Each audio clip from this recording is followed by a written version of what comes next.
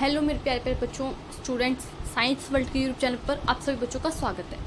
जैसा कि आपको पता हो बच्चों, इस चैनल पे हमने नीट 2026 के लिए एक एनसीईआरटी सीरीज़ को स्टार्ट कर रखा है। उसमें कुछ चैप्टर हमने देख ली। हमने जो चैप्टर स्टार्ट कर रखा है बच्चों, वो है हमारा मूवमेंट एंड लोकोमोशन वाला चैप्टर। ओके मैम, ये बात हम जानते हैं। फिर बच्चों हम आज क्या टॉपिक देखेंगे। आज का जो हमारा टॉपिक रहेगा इस चैप्टर का, वो रहेगा स्केलेटल सिस्टम। मतलब स्केलेटल सिस्टम को क्या करेंगे आज हम इस क्लास में स्टार्ट करेंगे। उससे पहले बच्चों जो हमारा मसल वाला पार्ट था उसको हम पूरा कंप्लीट कर चुके हैं। मैं फटाफट से 10 मिनट के अंदर मसल वाले पार्ट को रिवाइज करूंगी। पूरा का पूरा मसल वाला पार्ट हम देखेंगे। देन उसके बाद में बच्चों हम स्केलेटल सिस्टम को स्टार्ट करेंगे। आपको क्या करना है, जैसे जैसे मैं रिवाइज करूंगी मसल को, वैसे वैसे आपको भी मेरे साथ में उसको क्या करना है, रिवाइज करना है। ठीक है, तो स्टार्ट करें, रिवाइज करना स्टार्ट करें। एक बार फटाफट से जल्दी जल्दी स्टार्ट करते हैं बच्चों। हमने जैसे चैप्टर स्टार्ट किया मसल वाला मैम, मूवमेंट एंड लोकोमोशन। सबसे पहले बच्चा एनसीईआरटी ने लाइन दिया कि मूवमेंट जो है हमारा एक बहुत अच्छा फीचर है। ओके मैम, ह्यूमन बींग्स के पास में, लिविंग बींग्स के पास में क्या एक अच्छा फीचर है, लिविंग ऑर्गेनिज्म के पास में। फिर एनसीईआरटी बोली कि बच्चों जो प्लांट्स एंड एनिमल्स हैं वो क्या करते हैं, एक वैरायटी शो करते हैं, वाइड रेंज शो करते हैं किसमें, मूवमेंट में। फिर बच्चों हमने दो टर्म देखे, एक देखा हमने लोकोमोशन, एक देखा हमने बच्चों मूवमेंट। क्या होता है लोकोमोशन, क्या होता है मूवमेंट। हमने देखा कि मूवमेंट होता है बच्चों मेरे बॉडी के पोस्चर में कोई चेंज आ रहा है। मैं ब्लैक बोर्ड पे खड़ी, मैंने एग्जाम्पल ये दिया था आपको, मैं इस साइड में खड़ी, ब्लैक बोर्ड के साइड में, और मैं यहाँ पे खड़े खड़े अपनी बॉडी के पोस्चर में, अपनी बॉडी के किसी पार्ट में कोई पोस्चर में चेंज ला रही हूँ। जैसे मैं कोई लेग के किसी पोस्चर में चेंज ला रही हूँ, अपने हाथों के पोस्चर में कोई चेंज ला रही हूँ, अपनी फेस के पोस्चर में, अपनी गर्दन के पोस्चर में कोई चेंज ला रही हूँ। तो जो मैं अपनी बॉडी के पार्ट में चेंजेस ला रही हूँ उनको मैं मूव कर रही हूँ, उसे क्या बोलेंगे बच्चों, मूवमेंट बोलेंगे। वही मैं चलते चलते अपने पैरों से मैं वो क्या है, बोर्ड की इधर साइड आ गई, तो ये बच्चों क्या हो गया, मैं लोकोमोशन हो गया, जिसमें मेरी लोकेशन चेंज हुई। लोकेशन चेंज होना और मेरा प्लेस चेंज होना क्या कहलाएगा बच्चों, लोकोमोशन कहलाएगा। वहीं पे मेरी बॉडी के पोस्चर का चेंज होना क्या कहलाएगा बच्चों, मूवमेंट कहलाएगा। तो बच्चों मूवमेंट, लोकोमोशन जब मैंने किया, मैं ब्लैक बोर्ड के एक साइड से दूसरी साइड तक गई, तो बच्चों मेरे जो लेग्स हैं उनमें क्या बच्चों, मूवमेंट हुई। मूवमेंट होने की वजह से क्या हुआ बच्चों, मैं क्या हुई, ब्लैक बोर्ड के एक साइड से दूसरी साइड पे गई, तो लोकोमोशन हुआ मेरा। तो एक लाइन एनसीईआरटी में दी हुई है, क्या बोला गया कि ऑल लोकोमोशन आर मूवमेंट, जितनी लोकोमोशन मूवमेंट है। यस बच्चों, क्योंकि लोकोमोशन मुझे करना है, अगर मुझे लोकोमोशन करना है तो मुझे मूवमेंट तो करना ही पड़ेगा अपनी लेग्स का। तो ऑल लोकोमोशन आर मूवमेंट, ये लाइन आपके एनसीईआरटी में, this line is true, but all movement are not locomotion. सारी की सारी मूवमेंट लोकोमोशन नहीं होती, क्योंकि मैं अगर एक जगह पे खड़ी खड़ी अपने हाथ पैरों की पोस्चर में चेंज कर रही हूँ, उनमें कोई मूवमेंट कर रही हूँ, तो उससे मेरी लोकेशन चेंज हो रही है बच्चों, मैं उस जगह पे फिक्स हूँ, वहीं पे खड़ी हूँ। तो all movement are not locomotion but all locomotion are movement. I hope आपको ये समझ में आएगा।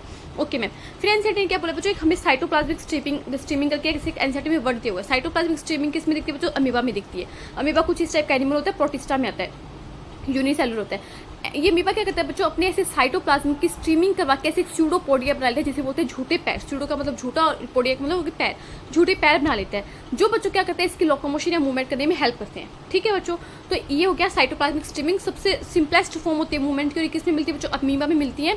क्या बनते हैं इसमें, स्यूडोपोडिया बोलते हैं। इसमें क्या हेल्प करते हैं बच्चों, इसमें क्या हेल्प करते हैं बच्चों, हम देखेंगे जब WBC में ये मूवमेंट होती है, उसमें क्या हेल्प करते हैं बच्चों, माइक्रोफिलामेंट बच्चों क्या कहते हैं, हमारी बॉडी के अंदर जो अमीबोइड मूवमेंट होती है उसमें हेल्प करते हैं। ओके मैम, फिर हमने लोकोमोशन मूवमेंट का मतलब समझ लिया। फिर एक एनसीईआरटी में बात लिखी हुई है बच्चों की, जो लोकोमोशन होती है वो जनरली वॉलंटरी होती है, हम अपनी मर्जी से करते हैं।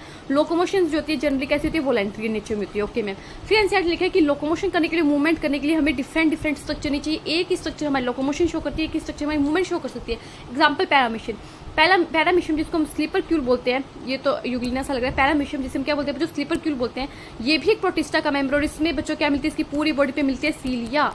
क्या मिलते हैं बच्चों, सीलिया। और यहाँ पे इसकी एक ओपनिंग होती है जिसे बोलते हैं बच्चों साइटोफेरिंग्स। क्या बोलते हैं बच्चों, साइटोफेरिंग्स। यहाँ पे मान लो कोई फूड पार्टिकल पड़ा है, तो उस फूड पार्टिकल की मूवमेंट करवाएंगे सीलिया, और यहाँ कहाँ पे लेंगे, साइटोफेरिंग्स में लेंगे। वहीं भी बच्चों जो खुद पैरामीशियम है, इन सीलिया की हेल्प से चल सकता है, लोकोमोशन कर सकते हैं। तो सीलिया ने क्या किया बच्चों, पैरामीशियम की मूवमेंट करवाने में भी हेल्प की, और क्या किया बच्चों, उसके लोकोमोशन में भी हेल्प किया। ओके मैम, वैसे एक एनिमल होता है बच्चों ऐसे करके, जिसका नाम है हाइड्रा। हाइड्रा में क्या होते हैं बच्चों, ऐसे टेंटिकल्स होते हैं। ये जो मैंने बनाई टेंटिकल्स होते हैं, यहाँ पे कोई प्रे है तो उसके पकड़ने के लिए टेंटिकल्स मूवमेंट, उस टेंटिकल्स जो होते हैं वो प्रे को पकड़ने के लिए हेल्प करेंगे, यानी उसकी मूवमेंट होगी। वहीं पे बच्चों इस हाइड्रा की लोकोमोशन में भी टेंटिकल्स हेल्प कर सकते हैं। तो हमने क्या देखा, जो हमारे पास टेंटिकल्स है बच्चों वो क्या कर रहे हैं, हमारी मूवमेंट में भी हेल्प करें हाइड्रा के अंदर, और वही टेंटिकल्स बच्चों हमारे लोकोमोशन में भी हेल्प करें, कहाँ पे, हाइड्रा के अंदर। हाइड्रा बच्चों एक सिलेंटेटा का एग्जाम्पल है। सिलेंटेटा, पॉलिप मेडुसा हम पढ़ेंगे तो ये पॉलिप का एग्जाम्पल होता है। और क्या होता है ये सिलेंटेटा को हम क्या बोलते हैं, नाइडेरिया भी बोलते हैं। ये पूरा हम एनिमल के में पढ़ेंगे। ओके मैम, देन फिर हम देखा बच्चों हमारा एग्जाम्पल ले लिया हम ह्यूमंस का। ह्यूमन में हमारे पास लिम्स है हमारे पास, तो लिम्स बच्चों हमारे लोकोमोशन करने में भी हेल्प करते हैं। हमारे पैर हमारे लोकोमोशन करने में हेल्प करते हैं, और मैं अपने पैरों में मूवमेंट भी करवा सकती हूँ। तो सेम स्ट्रक्चर में मूवमेंट हो रही है, और सेम स्ट्रक्चर क्या करिए बच्चों, मेरी लोकोमोशन करने में हेल्प कर रही है। यहाँ तक बात कोई समझ में नहीं आई तो आप मुझसे कमेंट बॉक्स में पूछ सकते हो। ये मैं जो बता रही हूँ प्योरली आपको एनसीईआरटी बता रही हूँ, एनसीईआरटी से बाहर कुछ नहीं है। ओके बच्चों, यहाँ तक हमने देखा। ओके मैम, फिर एनसीईआरटी की लाइन लिखी है बच्चों, आप उसको अंडरलाइन कर लेना कि जो हमारे लोकोमोटरी मेथड होते हैं, जो लोकोमोशन करने के मेथड है वो किस पे डिपेंड करते हैं, वेरी करते हैं, किसके बेस पे बच्चों, हैबिटाट के बेस पे, कि हैबिटाट कैसा है और वहीं पे बच्चों हमारी डिमांड कैसी, सिचुएशन की, सिचुएशन की डिमांड क्या है उसके बेस पे क्या होता है बच्चों, हमारे जो लोकोमोटरी मेथड है वो डिफरेंट हो सकते हैं, वेरी कर सकते हैं। लाइक स्विमिंग हो गया, क्या हो सकता है, रनिंग हो गया, वॉकिंग हो गया, फ्लाइंग हो गया, लाइक दिस। ओके बच्चों, और फिर हमने क्या पढ़ा था, फिर हमने पढ़ा था बच्चों कि अब हम क्या देखेंगे, इसमें मसल को देखेंगे।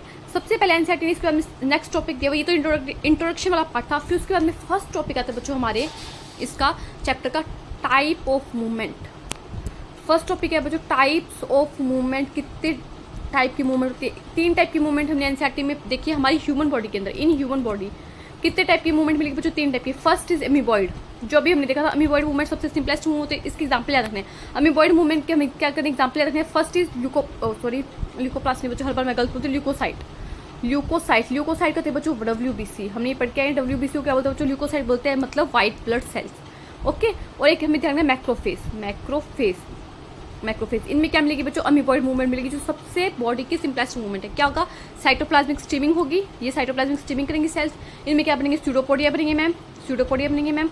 और क्या होगा मैम, इसमें क्या होगा, माइक्रोफिलामेंट हेल्प करेंगे। इनमें स्यूडोपोडिया बनाने में कौन हेल्प करेंगे, माइक्रोफिलामेंट की हेल्प से क्या होगी बच्चों, इनमें स्यूडोपोडिया बनेंगे और इनकी मूवमेंट होगी, लोकोमोशन होगा। नेक्स्ट बच्चों आता है हमारे पास में सेकेंडरी सिलियरी मूवमेंट। अगर नाम से पता चला बच्चों सिलियरी मूवमेंट है, मतलब सिलिया हेल्प करेंगे। कहाँ पे होगी बच्चों, हमारे एक तो रिप्रोडक्टिव ट्रैक में, जो हमारा बच्चों रिप्रोडक्टिव ट्रैक है उसमें जो हमारा ओवा होता है, फीमेल रिप्रोडक्टिव ट्रैक में जो ओवा है, जो ओवम है उसको मूवमेंट करवाने में, उसको लोकेशन में करवाने में कौन, लोकोमोशन करवाने में कौन हेल्प करेगा बच्चों, हमारा सीलिया। तो यहाँ पे क्या मिलेगी बच्चों, रिप्रोडक्टिव ट्रैक में सिलिएटेड एपिथेलियम मिलेगी। जो एपिथेलियम है बच्चों उसके ऊपर क्या लगे होंगे बच्चों, उसके ऊपर लगे होंगे मैम सीलिया। देन एक हम एग्जाम्पल देना, ट्रेकिया पढ़ के आए बच्चों। ट्रेकिया कौन से सिस्टम में पढ़ा था, रेस्पिरेटरी सिस्टम में पढ़ा है बच्चों। ट्रेकिया के अंदर भी क्या मिलती है बच्चों, सिलिएटेड एपिथेलियम मिलती है। अगर हमने हमारी ऐसे क्योंकि सीलिया होगी इसके अंदर, इसके एपिथेलियम में क्योंकि सीलिया होगी। अगर हमने जो एयर इनहेल किया अपनी बॉडी के अंदर, कोई एयर लिया, अगर उसमें कोई फॉरेन पार्टिकल आ गया, ठीक है, कोई डस्ट पार्टिकल आ गया, तो उनकी मूवमेंट करवाने में भी कौन हेल्प करते हैं बच्चों, सीलिया हेल्प करते हैं। First is amoeboid, second is ciliary and third is muscular movement बोल सकते हैं। मस्कुलर मूवमेंट में बच्चों कौन हेल्प करेगा बच्चों, हमारी मसल्स हेल्प करेंगे। और ये कहाँ होगी बच्चों, हमारे लिम्स में होगी। ठीक है, जैसे हमारी जो की मूवमेंट होगी, हमारे जो लेग्स होते हैं उनमें जो मूवमेंट होगी, हमारी टंग की मूवमेंट होती है जिसमें मसल हेल्प करते हैं। तो ये बच्चों क्या होगी, हमारी मस्कुलर मूवमेंट होगी। देन बच्चों मैंने ये बोला कि मस्कुलर मूवमेंट में जो सबसे ज़्यादा प्रॉपर्टीज होती है मसल की, वो होती है बच्चों कॉन्ट्रैक्टिलिटी, मसल्स का कॉन्टैक्ट होना। और ये कैसे होता है हम पूरा अच्छे से पढ़ चुके हैं। कॉन्ट्रैक्टिलिटी मसल्स की एक ऐसी प्रॉपर्टी है बच्चों जो सबसे ज़्यादा यूज होती है, कि इसमें इफेक्टिवली यूज होती है, कि इसमें बच्चों movement as well as locomotion. ठीक है, ये बात ध्यान रखनी है। ओके मैम, यहाँ तक हो गया, यहाँ तक होता है बच्चों हमारा टाइप्स ऑफ मूवमेंट खत्म। फिर बच्चों हमने टॉपिक स्टार्ट किया मसल, एनसीईआरटी में दिया मसल जो है ओरिजिन में कैसे होगी बच्चों, मेसोडर्मल होगी। यस मैम, मसल का ओरिजिन कैसा होता है बच्चों, मेसोडर्मल होता है। ओके मैम, मसल जो है बच्चों वो हमारी पूरी बॉडी के वेट का 40 से 50% तक पार्ट बनाती है। ओके मैम, उसके बाद में क्या ध्यान रखना है, एक हमें ध्यान रखना है फ्लैजिलरी मूवमेंट। आप देख सकते हैं ये जो मसल का टॉपिक स्टार्ट होता है ना, वहाँ पे एनसीईआरटी ने इसको मेंशन किया हुआ है, इसके बारे में एनसीईआरटी ने 2-3 बात लिखी है। फ्लैजिलरी मूवमेंट एक तो आपको देखेगी यूग्लिना में, Euglena is a protist. Euglena किसका एग्जाम्पल है बच्चों, प्रोटिस्टा का एग्जाम्पल है। प्रोटिस्टा क्या होते हैं बच्चों, इनमें हम यूनिसेलुलर यूकैरियोटिक को रखते हैं। ये कैसे यूनिसेलुलर है, एक ही सेल से मिलकर बने, बट कैसी सेल है, इनमें यूकैरियोटिक सेल है। यूग्लिना बच्चों कुछ इस टाइप का होता है।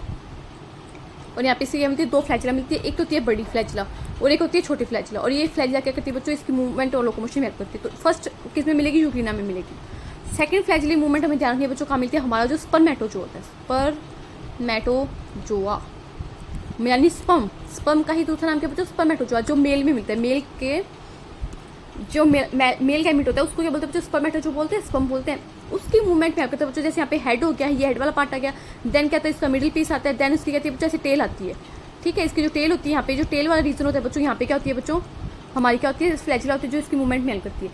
देन बच्चों हमें ध्यान रखना है, थर्ड एग्जाम्पल हम क्या ध्यान रखेंगे बच्चों, हमारा जो पोरीफेरा है, पोरीफेरा पढ़ेंगे, पोरीफेरा सिलेंडर टिनोफोरम, पोरीफेरा जो जिसमें क्या आते हैं बच्चों, स्पंजेस आते हैं। उनमें बच्चों एक सिस्टम मिलता है, वाटर कैनाल सिस्टम। तो इस वाटर कैनाल सिस्टम में जो सेल्स हेल्प करती है बच्चों, उनमें क्या लगा होता है, फ्लैजिला। तो पोरीफेरा स्पॉन्जेस में वाटर कैनाल सिस्टम में क्या मिलता है बच्चों, फ्लैजिला हेल्प करती है। वहाँ पे हम फ्लैजिला को पढ़ेंगे। इनके जो सेल्स होते हैं वाटर कैनाल सिस्टम में, जो सेल्स होते हैं उनमें क्या होता है, फ्लैजिला होता है। तो ये 3 एग्जाम्पल आपको फ्लैचरी मूवमेंट में रखने। फिर हम देखा मसल का ओरिजिन कैसा होता है मैम, मसल का ओरिजिन होता है मेसोडर्मल, एम से मेसोडर्मल में मसल जो है बॉडी का 40 से 50% तक वेट बनाती है। ये बात है एनसीईआरटी में मेंशन करके। फिर मसल की वजह 4 प्रॉपर्टी पढ़नी है हमें। कितनी प्रॉपर्टी पढ़नी है वजह 4 प्रॉपर्टी, खुद से बोलेंगे, हम पढ़ चुके हैं डिटेल में। First is excitability. एक्साइटेबिलिटी मतलब मसल सेल क्या हो सकती है, एक्साइटेबल है। कैसे होती है, जैसे ही न्यूरॉन आता है सिग्नल लेके, न्यूरोट्रांसमीटर रिलीज करता है एसिटाइलकोलिन, इसमें क्या होंगे, एक्साइटेबल हो जाएगी सेल, ठीक है। सेकंड क्या है बच्चों, कॉन्ट्रैक्टिलिटी। ये बात हम पढ़ चुके हैं, कैसे कॉन्ट्रैक्ट होते हैं हम पढ़ेंगे स्लाइडिंग फ्रैगमेंट थ्योरी, और ये सबसे ज़्यादा इफेक्टिवली यूज होने वाला प्रॉपर्टी है लोकोमोशन मूवमेंट में। देन बच्चों एक्सटेंसिबिलिटी की मसल सेल एक्सटेंड कर सकती है, पहले इतनी है तो इतनी हो सकती है। कॉन्ट्रैक्ट करने में मसल सेल इतनी है तो पहले इतनी हो जाएगी, ठीक है, छोटी हो जाएगी मतलब। और फोर्थ बच्चों आता है, फोर्थ में आगे देती है इलास्टिसिटी। फोर्थ प्रॉपर्टी कौन सी बच्चों, इलास्टिसिटी। इनका मतलब पता होना चाहिए आपको। इलास्टिसिटी क्या बच्चों, जैसे रबर बैंड, एग्जांपल दे सकते हैं हम रबर बैंड को खींचने के बाद में जैसे वो अपनी ओरिजिन पोजीशन पे आ जाते हैं, आप फिजिक्स में बहुत अच्छे से पढ़ते हो, यंग मॉड्यूलस वॉल्यूम ऐसे आता है ना, नीटा बीटा ऐसे कुछ आता है ना, वो ऐसा पॉइजनस रेशो भी आता है उसमें ना, उस चैप्टर में इलास्टिसिटी वाले चैप्टर में यंग मॉड्यूलस वगैरह इलास्टिसिटी पढ़ते हैं हम, जिसमें रबर बैंड को पहले आपने इतना था खींच के इतना बड़ा कर दिया, वापस से अपनी रियल पोजीशन में आ जाएगी। यही सेम प्रॉपर्टी किसमें इलास्टिसिटी की होती है, अगर मसल एक्सटेंड होगी तो वापस से अपनी रियल पोजीशन में आ सकती है। ओके मैम, ये 4 प्रॉपर्टी पढ़नी है हमें किसके बारे में, मसल के बारे में। फिर बच्चों मसल को डिवाइड कर सकते हैं, हम ऐसे बोलते हैं क्लासीफाई कर सकते हैं बहुत सारे बेस पे, लाइक उनकी लोकेशन कैसी है, 3 बेस पे, तीनों बेस ध्यान के एनसीईआरटी में दिए हुए हैं। उनका नेचर ऑफ कंट्रोल कैसा, कैसे हम उनको कंट्रोल करते हैं, नेचर ऑफ रेगुलेशन कैसा है, वॉलंटरी इनवॉलंटरी है। और बच्चों उनकी अपीयरेंस कैसी है, स्ट्राइटेड है या अनस्ट्राइटेड, अपीयरेंस कैसी है। इनके बेस पे बच्चों हम मसल को क्या कर सकते हैं, क्लासीफाई करते हैं। 3 क्राइटेरिया हो सकते हैं मसल को क्लासीफाई करेंगे। फिर बच्चों उनकी लोकेशन के बेस पे एनसीईआरटी ने इनको क्लासीफाई करके दिखाए हुए, लोकेशन के बेस पे, on the basis of location. First is skeletal muscles, जो बच्चों कहाँ मिलेगी, हमारी स्केलेटल जो कंपोनेंट उनके साथ में अटैच होगी। सेकंड इज विसरल मसल्स, जो कहाँ मिलेगी बच्चों, हमारे जो इंटरनल ऑर्गन होते हैं, विसरल ऑर्गन होते हैं, उनमें मिलेगी। And third is cardiac muscle, नाम से ही पता चल रहा है बच्चों कार्डिक मसल कहाँ मिलेगी, मैम हार्ट में मिलेगी। स्केलेटल मसल्स जो अगर हम देखें, जो हमारी फर्स्ट है स्केलेटल मसल्स बच्चों, जो स्केलेटल मसल है बच्चों, ये क्या होती है, हमारे स्केलेटल कंपोनेंट के साथ में अटैच होती है। इसमें क्या मिलते हैं बच्चों, स्ट्राइशंस मिलते हैं। डायग्राम हमने देखा स्ट्राइशंस मिलते हैं। स्ट्राइशंस क्यों होते हैं वो हम पूरा डिटेल में पढ़ेंगे, क्योंकि स्केलेटल मसल्स की पूरी हमें उसको ट्रांसफर सेक्शन देखना है, उसका एनसीईआरटी में ट्रांसफर सेक्शन दिया उसका, तो वो हमें डिटेल में पढ़ना। स्ट्राइशंस होंगे मैम, वॉलंटरी होगी कंट्रोल में, कैसी होगी बच्चों, वॉलंटरी नेचर होगी। और थर्ड ध्यान रखना है, ये हमारे स्केलेटल कंपोनेंट होते हैं, लाइक जो हमारे लिम्स होगी उनमें प्रेजेंट होगी। और ये क्या करती है बच्चों, हमारे बॉडी के पोस्चर को चेंज करने में और हमारे लोकोमोशन में हेल्प करती है। स्केलेटल मसल्स हेल्प करेंगे किसमें बच्चों, हमारी बॉडी के पोस्चर को चेंज करने में और लोकोमोशन को चेंज करने में, ये एनसीईआरटी में मेंशन है। देन बच्चों सेकंड आती है हमारी विसरल मसल की आपको शेप, उसकी शेप आप ध्यान रख सकते हो, कहाँ की जो हमारे स्केलेटल मसल्स हैं, इसके बाद में आप ले सकते हो, इसकी शेप होगी सिलेंड्रिकल। हम डायग्राम देखा था, ऐसे होता है, ठीक है, ऐसे डायग्राम शो देखे थे। मल्टी न्यूक्लिएटेड सिनशीशियम कंडीशन मिलती है, मल्टी न्यूक्लिएटेड होती है, एक सेल में बहुत सारे न्यूक्लियस होते हैं, इसको बोलते हैं सिनशीशियम। देन आप ध्यान रख सकते हो इसके बारे में, क्या जब इसको माइक्रोस्कोप के नीचे देखें तो क्या होगा बच्चों, इसमें स्ट्राइशंस दिखेंगे। Okay ma'am.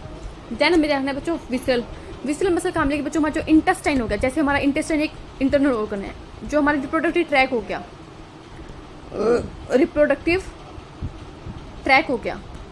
ट्रैक्ट हो गया, उसमें क्या मिलेगी बच्चों, हमारी विसरल मसल्स मिलेगी। Okay ma'am. ये कैसी होती है, ऐसी होती है शेप में, ऐसे स्पिंडल शेप होती है। इसका डायग्राम अच्छा नहीं बना, इसको ऐसे बोल सकते हैं बच्चों, स्पिंडल शेप। और कैसी होगी बच्चों, यूनि न्यूक्लिएटेड होगी, एक सेल में आपको एक ही न्यूक्लियस देखने को मिलेगा। Okay ma'am. फिर इसके बाद में ध्यान बच्चों, इसमें नो स्ट्राइशंस, स्मूथ अपीयरेंस होगा, नो स्ट्राइशंस, कोई भी स्ट्राइशंस नहीं है इसमें, स्मूथ अपीयरेंस है माइक्रोस्कोप के नीचे देखेंगे तो। और बच्चों कैसे होती है, इनवॉलंटरी इन नेचर होती है। जैसे जो हमारे इंटेस्टाइन है उसमें किसका ट्रांसफर होगा बच्चों, इंटेस्टाइन में किसका ट्रांसफर होगा, फूड का होगा ऑब्वियसली। और बच्चों जो हमारा रिप्रोडक्टिव ट्रैक है उसमें किसका ट्रांसफर होगा बच्चों, ऑब्वियसली गैमेट का होगा। तो ये बात है एनसीईआरटी में दी हुई है। थर्ड बच्चों आती है हमारे पास मसल कार्डियक मसल। जो बच्चों हमारा कार्डियक मसल है वो नाम से पता, कार्डियक अरेस्ट हमने पढ़ा था।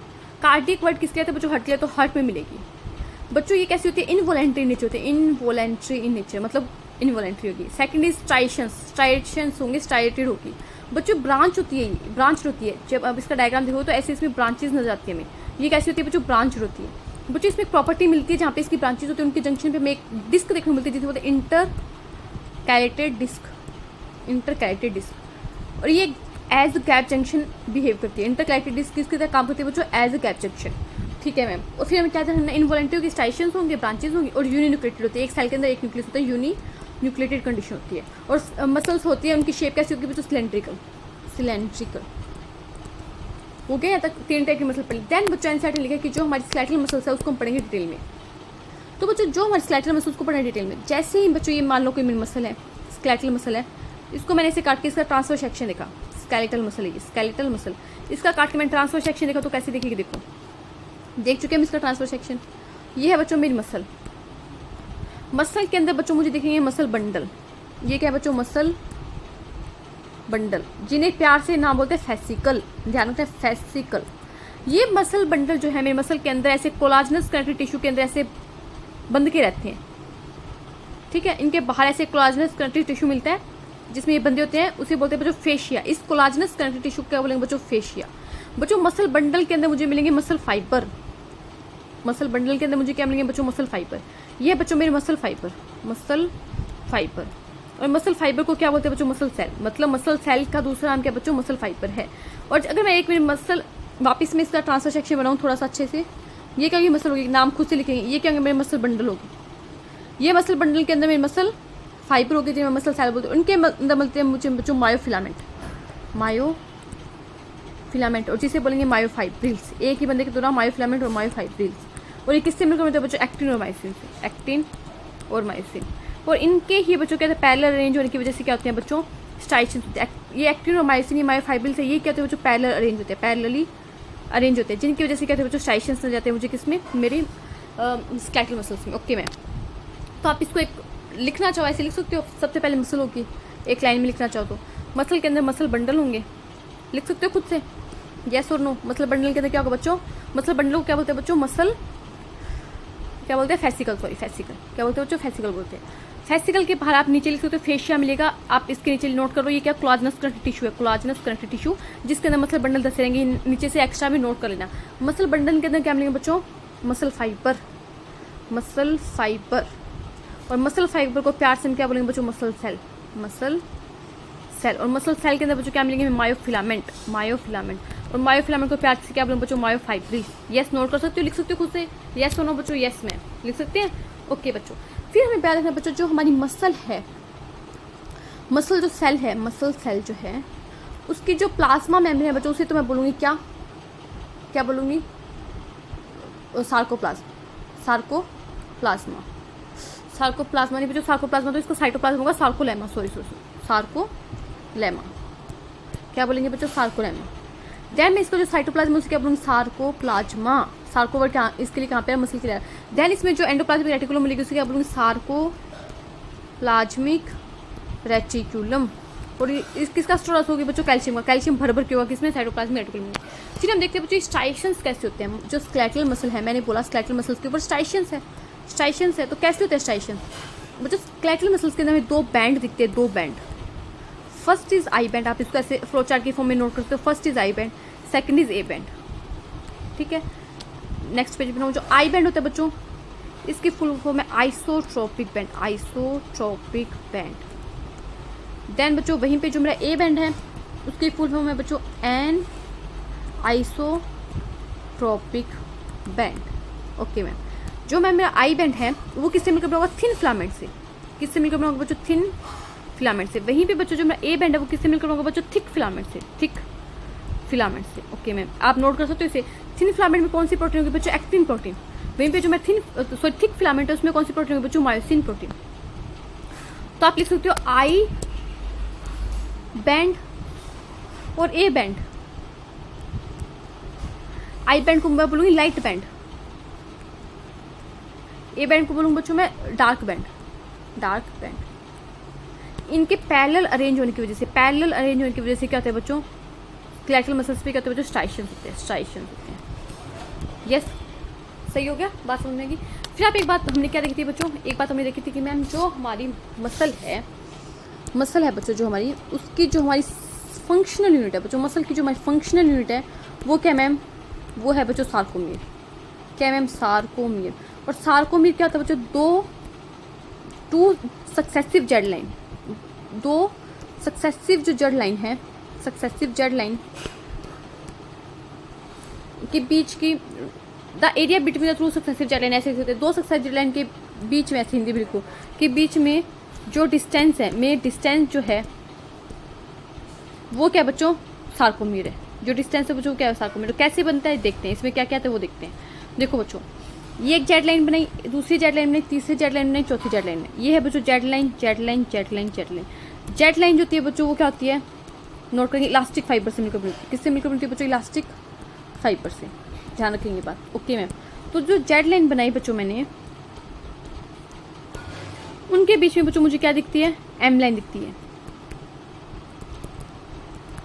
ये बच्चों मेरी M line, M line, M line. Note करेंगे, क्या नोट करना है मैम, कि जो मेरी एम लाइन है वो क्या है, थिन फाइब्रस मेम्ब्रेन। नोट करेंगे ये बातें सारी, थिन फाइब्रस मेम्ब्रेन है मैम।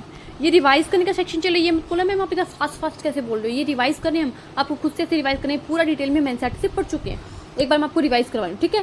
इसको क्या बोलेंगे बच्चों, थिन फाइब्रस मेम्ब्रेन मिलेंगे। बताओ, जो मेरा खुद से बोलेंगे कि जो मेरी जेड लाइन है उस पर कौन से फिलामेंट अटैच होंगे, थिन या थिक, तो आपका आंसर आएगा मैम थिन। थिन फिलामेंट को अटैच करवा दो। This is thin filament, this is thin filament, this is thin filament. Black से जो बना रही वो क्या, थिन फिलामेंट है, थिन फिलामेंट। अब मुझे बताएंगे थिन फिलामेंट कौन सी प्रोटीन से मिलकर बनते हैं, आंसर दोगे। थिन फिलामेंट कौन सी प्रोटीन है, आंसर थिन। और थिन फिलामेंट में कौन सी प्रोटीन है बच्चों, एक्टिन, आंसर आना चाहिए एक्टिन। ओके मैम, मुझे बताएंगे एम लाइन पे कौन से फिलामेंट अटैच होते हैं, ma'am thick filament. Thick filament बना दे, ये क्या है बच्चों, थिक फिलामेंट। बताएंगे मुझे थिक फिलामेंट कौन सी प्रोटीन से मिलकर बनते हैं, मैम मायोसिन से। कौन सी प्रोटीन से मिलकर बनते हैं बच्चों, मायोसिन से, तो बना दिए thick filament. Yes ma'am, these are thick filament. जो रेड से बनाने बच्चों वो क्या है, थिक फिलामेंट है। थिक फिलामेंट कौन सी प्रोटीन से मिलकर बने, मैम मायोसिन प्रोटीन से मिलकर बने। तो ये क्या है, रेड से जो मैंने शो किया वो है थिक फिलामेंट। और लिख सकते हैं खुद से थिक फिलामेंट कौन सी प्रोटीन से मिलकर बने, मायोसिन से। यस और नो, यस मैम। तो हमने देखने दो बैंड, एक देखना है आई बैंड, एक हमने देखना है ए बैंड, एक हमने देखना है एच जोन। ध्यान से देखेंगे जो मैं बोल रही हूँ। अब देखो डायग्राम कहाँ गया हमारा, ये रहा, ध्यान से देखना। थिक फिलामेंट और थिन फिलामेंट है, बताओ ताकतवर कौन होगा, थिक होगा या थिन होगा। अगर एक मोटा बंदा है, एक पतला बंदा है, तो हम यही सोचते हैं कि मोटे के पास में ज़्यादा ताकतवर होगी, तो थिक फिलामेंट है ज़्यादा ताकतवर होगा। उसने एक बात बोल दी कि जहाँ तक मैं आ रहा हूँ, एम लाइन से अटैच होने के बाद में जितनी मेरी लेंथ है, जहाँ तक मैं फैला हुआ वो मैं ए बैंड बनाऊंगा, मुझे कोई कुछ नहीं बोलेगा। थिन फिलामेंट बोलता है ठीक है भाई तू बना ले ए बैंड, तुझे बनाने में तुझे कुछ नहीं बोलूँगा। तो जितनी की जितनी ए बैंड थिक फिलामेंट की लंबाई, जितने की जितनी मोटे वाले फिलामेंट्स की जो लंबाई है वो बन जाती है हमारे ए बैंड। तो आई होप आपको ए बैंड समझ में आ गया। जो मैंने थिक फिलामेंट की लंबाई उसको मैंने ए बैंड बोल दिया। किसी को कोई डाउट है इसमें कि मैम आपने ए बैंड क्यों बोला, इसको बोल दिया मैंने बच्चों ए बैंड। जो लेंथ है थिक फिलामेंट की इसे बोलते हैं एन आइसोट्रोपिक बैंड। और इसमें क्या है बच्चों, थिक फिलामेंट आ रहे हैं तो हम ये बोलते हैं कि जो ए बैंड है वो डार्क होता है क्योंकि मायोसिन होते हैं इसमें, और ये थिक फिलामेंट होते हैं तो माइक्रोस्कोप के नीचे डार्क नजर आते हैं। ओके मैम, फिर बच्चों एक बात मुझे बताओ कि जो मैंने ए बैंड बनाया उसमें मेरे जो मैंने ब्लू से मार्क किया उसमें थिन फिलामेंट आ रहे हैं या नहीं आ रहे। Yes ma'am, obviously thin filament आ रहे हैं। तो बच्चों एच जोन बोलते हैं कि मैं वो वाला पार्ट हूँ, एच जोन अपनी डेफिनेशन ये बताते हैं कि मैं वो वाला पार्ट हूँ जहाँ पे सिर्फ और सिर्फ थिक फिलामेंट आ रहे हैं, थिन फिलामेंट एंटर नहीं कर रहे हैं। तो क्या मैंने जो ब्लू से लाइन ड्रॉ की है आपको उसमें कोई डाउट है कि मैंने वो लाइन क्यों ड्रॉ की है?